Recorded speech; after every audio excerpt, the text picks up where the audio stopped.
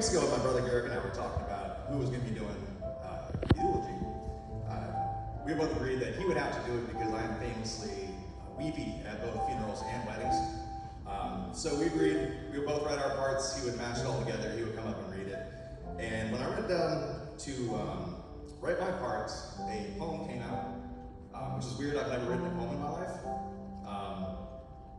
But I know nothing about poetry, but here we go with tree. As a dad joke for my dad. What is a son if not his father's legacy?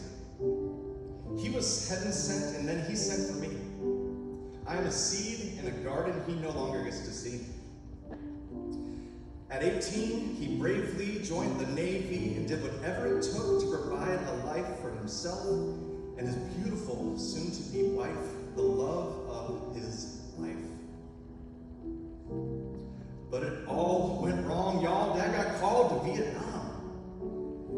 He was a corpsman running a clinic for this village when a cynical man took a pot shot at my pop, and my pop shot back. Just one shot. And you know what's rich? Pop dropped down and he propped himself up in a ditch. And after 15 long minutes, he left the ravine. The scene he witnessed made him fall apart. His one shot had found its way into the man's heart. Through a cocktail of terror and anger and frustration, Dad learned what it's like when Uncle Sam sends you on vacation. We found this out decades later, after a night of inebriation. I guess that fateful day really changed him. You see, he came back, but not wholly. He was a holy mess. The stress had nearly ripped my parents apart, and as for me and my brothers, that's an end before the start.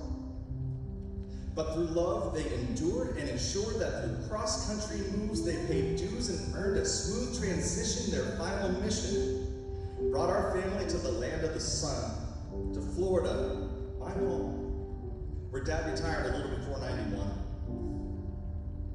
With the mission complete, he took to the streets of St. Augustine with some friends and some teens, like literally teams of teens, and fulfilled dreams for the poor community, and that was my dad. We all knew him, and with our acts of service, he continues to live through them. Now, I said me and my brothers before. Not many know this, but until his last breath was done, he mourned the death of his second son, our brother Seth.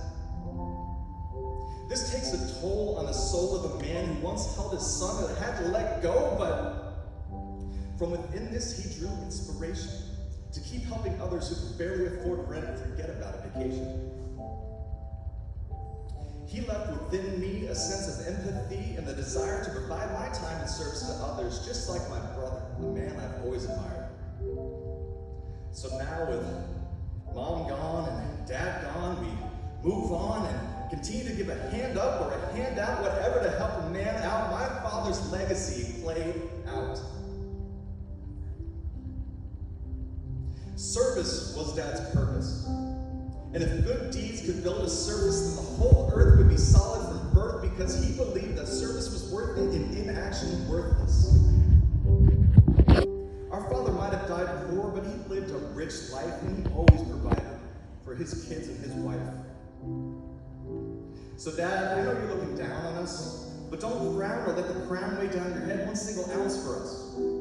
Just take the time to enjoy Mom and the treasures you've stored up, and in the meantime, we'll keep your legacy going until we meet up on the other side. And so I ask, what is a son if not his father's legacy? He was heaven sent, and then he sent for me. We are seeds in a garden he no longer gets to see, and I hope that he knew how much he meant to both my brother